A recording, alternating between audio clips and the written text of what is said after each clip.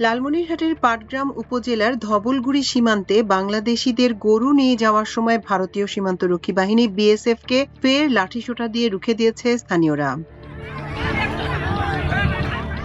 মঙ্গলবার সকালে উপজেলার জোংরা ইউনিয়নের ধবলগুড়ি সীমান্তে ৮৭৩ নম্বর মেইন পিলার এলাকায় এই ঘটনা ঘটে। স্থানীয় ও বিজিবি সূত্রে জানা গেছে, সকালে সীমান্তের শূন্যরেখার কাছাকাছি বাংলাদেশি কিছু গরু ঘাস খাচ্ছিল।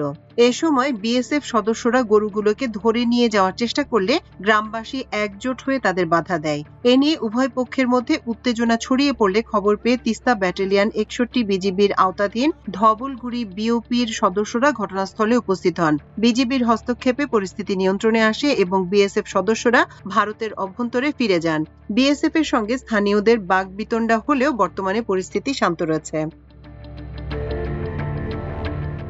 এ বিষয়ে তিস্তা ব্যাটালিয়ন ৬১ বিজিবির অধিনায়ক লেফটেন্যান্ট কর্নেল সৈয়দ ফজলে মুনিম বলেন, সীমান্তে জিরো লাইনে বাংলাদেশিদের গরু বিএসএফ নিয়ে যাওয়ার সময় এলাকাবাসী আটক করে। এতে উত্তেজনা সৃষ্টি হয়। পরবর্তীতে বিজিবি সদস্যরা গিয়ে পরিস্থিতি নিয়ন্ত্রণে নিয়ে আসে।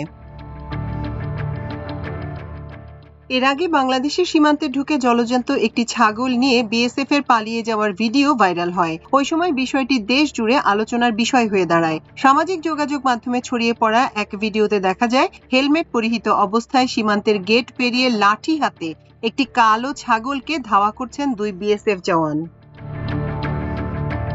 সম্প্রতি বাংলাদেশ ভারত সীমান্তে অস্থিরতা বেড়েছে। গত এক সপ্তাহের ভারতীয় সীমান্তরক্ষী বাহিনী বিএসএফ এর গুলিতে নিহত হয়েছে অন্তত ৩ জন। এদের মধ্যে ব্রাহ্মণবাড়িয়ার কসবা সীমান্তে নিহত হন ২ জন। পাশাপাশি ভারতের পশ্চিমবঙ্গের নির্বাচনকে কেন্দ্র করে সীমান্ত এলাকায় অবৈধ অনুপ্রবেশ ও চোরাচালানের আশঙ্কাও বৃদ্ধি পাওয়ায় সর্বোচ্চ সতর্কতা ও নজরদারিতে রয়েছে বাংলাদেশের বিজিবি। বিজিবি এক বিজ্ঞপ্তিতে জানায়, সীমান্তবর্তী গুরুত্বপূর্ণ পয়েন্টগুলো অতিরিক্ত মোবাইল পেট্রোল, ফুট পেট্রোল ও বিশেষ অভিযান পরিচালনা করা হচ্ছে। একই সঙ্গে সব বিওপি টহল দলকে বিশেষ নির্দেশনা দেওয়া হয়েছে। বিজিবি আরও জানায়, অবৈধ অনুপ্রবেশ, পুশিন, চোরাচালান ও অন্যান্য অবৈধ অপরাধ প্রতিরোধে সন্দেহভাজন পয়েন্টগুলোতে নিবিড় নজরদারি অব্যাহত রয়েছে। বিশেষ করে মাদকদ্রব্য, গবাদি পশু ও ভারতীয় বিভিন্ন পণ্য পাচার ঠেকাতে গোয়েন্দা নজরদারি বাড়ানো হয়েছে। এর আগে গত শুক্রবার গভীর রাতে ব্রাহ্মণবাড়িয়ার কসবা উপজেলার ধ্বজনগর সীমান্তের ঘটে যাওয়া এক রক্তক্ষয়ী ঘটনায় ২ জন নিহত হয়। নিহতদের একজন মোহাম্মদ মুরসালিন, স্থানীয় শাহ আলম ডিগ্রি কলেজের শিক্ষার্থী। পরিবারের দাবি, রাতে কয়েকজন তাকে বাড়ি থেকে ডেকে নিয়ে যায় সীমান্ত এলাকায়। পরে ভারতীয় সীমান্তের ভেতরে বিএসএফ এর গুলিতে নিহত হন তিনি। অভিযোগ রয়েছে, গুলির পর তার মরদেহ ভারতের ভেতরে নিয়ে যায় বিএসএফ। পরে অবশ্য তার মরদেহ বিজিবির কাছে হস্তান্তর করা হয়।